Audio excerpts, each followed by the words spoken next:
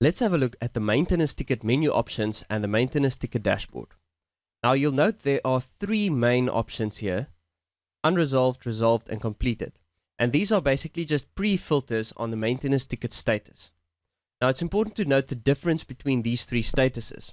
Typically when you open a maintenance ticket, the default status is unresolved, and it should remain unresolved until the main problem of that maintenance ticket has been addressed.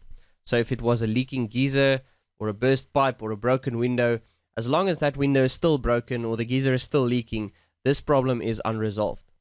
Then as soon as the main problem has been resolved, so in other words the geyser is now not leaking anymore, the pipe is not leaking, the window is not broken, you can change it to resolved. But it will remain resolved as long as there are still some outstanding actions that need to happen. So let's say there's still an invoice that needs to be forwarded, or you still need to go and do quality control. But at least at this point, the tenant's main problem has been addressed. So while there are still some outstanding actions, you keep it on resolved. And as soon as you are confident that all of the actions that needs to happen has taken place, then you can change the ticket status to completed. And that is basically where this ticket is then archived for future reference. If you ever want to go back to a ticket and see what happened, you just go to your completed tickets, and all of the tickets that you did in the past will be there. Now let's have a look at the maintenance ticket dashboard. If you navigate to any of the tickets that you opened, you will see it opens a sort of dashboard layout for you, and this is what we call the maintenance ticket dashboard. The maintenance ticket dashboard is basically the place where all of the correspondence, all of the actions, all of the details, and the defects and documents, and everything related to this specific maintenance issue is kept together in one convenient place. So this first section is what we call the ticket details, as specified by the name of the tab here. So this is all the information that we captured when we opened the ticket, as well as some extra information with regards to the resolve date and the close date of this ticket. Now when you change the status to resolved, it will automatically populate that date, and same for the completed. Once you change the status to completed, it will populate the completed date for you. The system will then in the back end calculate the number of days that it took to resolve and to close this ticket as well. So you can do some pretty powerful reporting on that. There's also a section here for insurance details that you can expand to capture the details of the insurer if this is an insurance related claim. Now if we go to the second tab here, contractor and ticket actions, this is where we will select the contractor to whom we want to assign this ticket, where we can specify the instruction for the job card, specify what details must be included when we generate the job card. This will show the latest job card that is generated. So each time you generate a new job card, the history of the job cards will be in the document section, but the latest one will always show on the ticket. And you can also see the last action, you can record new actions, and you can also specify the contract value at the end of this ticket and the payment responsibility. And these are all fields that will just help you to do some powerful reporting going forward. And then lastly, we've got our contact details. So if I just select the contractor here, and if I go to my contact details tab now, you can see we've got the details of the landlord, the tenant, and the contractor, which is a nice way to get to the mobile number and the email quite quickly if you just need to contact them for an update. Now to the bottom of this section, if we just scroll down a little bit, you'll see what we have, what we call the ticket defects. So you'll remember that we captured one or two defects while opening the ticket, and this is where those defects will be showing.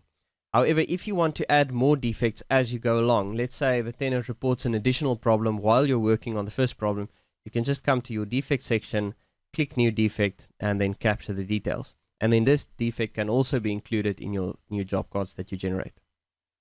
Then to the bottom of that, we've got repair actions, which we will cover in a separate video at the end of the course. And as this relates to when you want to generate quotes and invoices if you have in-house maintenance that you provide to landlords and tenants. Now on the right hand side here, you can see we have the ticket actions. So this is basically the audit trail of everything that happened on this ticket. The system will create some actions for you, such as the new maintenance ticket log, contractor assigned to maintenance ticket. Whenever you select the contractor, it will create that action for you. But the idea is that you create your own actions as you go along. So to do that, you go to your contractor and ticket actions tab, scroll down a little bit, and then under your new actions, you can select an action from the drop down, or you can type your own action if the option you're looking for is not in the drop-down. Let's say you've given the feedback to the landlord via telephone, and you can just type some notes. Let's say phone call. All right. And then what you do is you just click on save, and that action will be logged in this ticket actions log on the right hand side. Now the reason it's great to log these actions is so that you can at any point come to this ticket and refer back to anything that happened.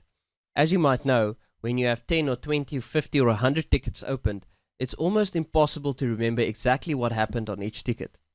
Another reason it's great to log these events is so that when you are off sick or you're not in the office and a client phones in, anyone in the office can log in, open the ticket, and they can see exactly what was done on this ticket up to this point. So to delete an action from this log is as simple as clicking on the delete button, and it will ask you if you're sure you want to delete, and you can just say yes. Here we go. Now, if we just scroll down a little bit, you'll see we've got our email section. So this is where all the incoming and outgoing emails for this specific ticket will be showing. Now, it's important to note that when you receive an email and the email contains the ticket reference number in the subject, this email will automatically be linked to this maintenance ticket. If I just go to my inbox here, you can see that some of these emails have already been linked, and you can see all of them, all the linked ones are the ones that have a ticket reference number in the subject.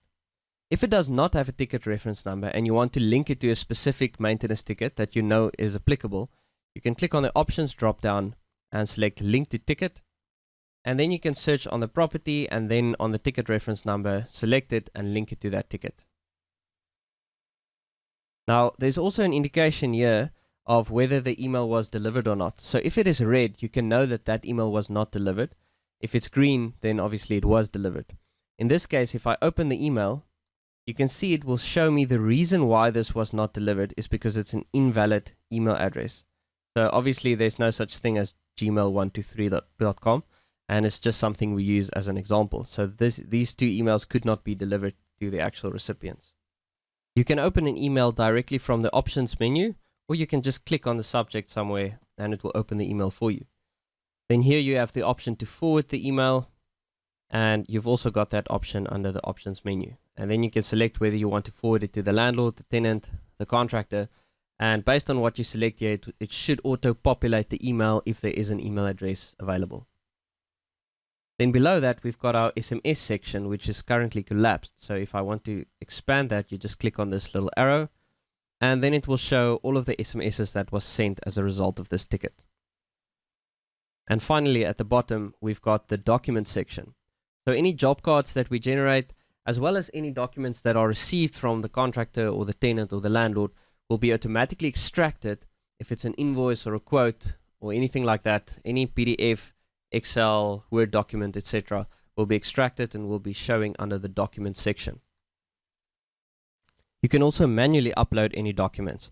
Perhaps the contractor sent a document to your other personal email address, then you can just save it on your desktop, click on upload document, provide a name and a type. In this case, let's say it's a quote, and then you just select the file from your desktop. Now once you've got your documents here, it's quite easy to edit, view, forward or delete these documents. So if I click on forward, for instance, and I select the landlord, click compile email, then you'll see it attaches that latest document for me. And I can obviously customize this body of this email before I actually send it. So that is the basic layout of the maintenance ticket. Now I just also want to show you, if you open any of your maintenance ticket queries, you can also, as explained in one of the previous videos, enable or disable some of the columns here. And then you can search, use multiple filters, move the columns around, etc. And you can export that to CSV for further manipulation. So it's quite easy to do a lot of reporting and to easily get a good idea of what you're closing. For instance, if I go to my completed maintenance tickets and I just enable this time to close and the close date, then you can see these are the average times, well, the actual times that it took to close these tickets. So from time to time, if you export these results, you can get a good idea of where the problem areas in your business might lie. So that concludes this video on the maintenance ticket dashboard. In the next video, we're going to have a look at how you will actually do some email and SMS updates on your maintenance ticket.